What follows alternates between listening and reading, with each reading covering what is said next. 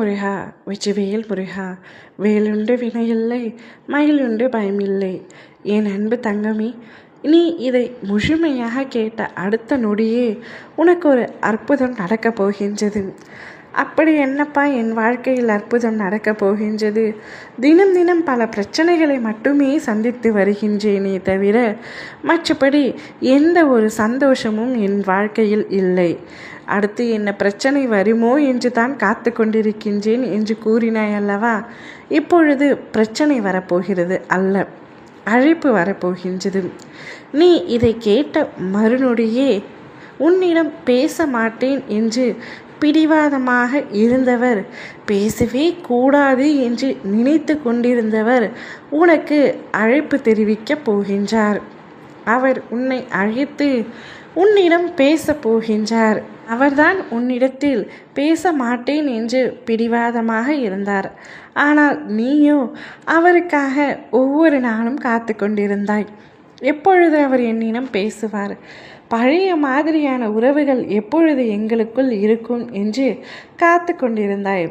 உனக்கு மிகவும் பிடித்த நபர் நிச்சயமாக உன்னை அழைத்து பேசுவார். உனக்கு அவரை எப்பொழுதும் பிடிக்கும். ஆனால் அவருக்கோ சற்று உன் மீது கோபமாக இருந்ததால் உன்னிடத்தில் பேசாமல் பிடிவாதமாக இருந்தார். ஆனால் இப்பொழுது அனைத்து கோபங்களும் நீங்கி உன்னிடத்தில் மீண்டும் பழைய மாதிரியான உறவை மேற்கொள்ளப் போகின்றார். என் தங்கம் அழுவதற்கு பதிலாக சிரிக்கப் போகின்றார். அவர் அழைப்பு வந்தவுடன் நீ மகிழ்ச்சியில் துள்ளி குதிக்கப் போகின்றாய். இவை அனைத்தும் இன்னும் 1 மணி நேரத்தில் நடக்கத்தான் போகின்றது தங்கமே. இப்பதிவை கேட்டு முடித்த 1 மணி நேரத்தில் நிச்சயமாக நல்ல செய்தி வந்து சேரும். இப்பொழுதுமே என் வார்த்தைகளின் மீது முழு நம்பிக்கை இல்லாமல் இருப்பாய் அல்லவா? இப்பதிவை கேட்டு அவை நடந்து முடிந்த பின் அப்பா நிச்சயமாக இருக்கிறார் என்பதை உணரும் தருணமும் உனக்கு வரப்போகின்றது.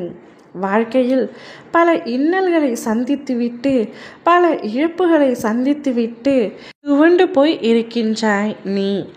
இப்பொழுது உனக்கு ஆறுதல் அளிக்கும் விதமாகத்தான் அனைத்தும் நடக்கப் போகின்றது. நீ எப்பொழுதுமே ஒன்றை சொல்லிக்கொண்டே இருக்கின்றாய், எனது வாழ்வில் நிம்மதியில்லை என்று அடுத்தவரிடம் அழுது புலம்புகின்றாய்.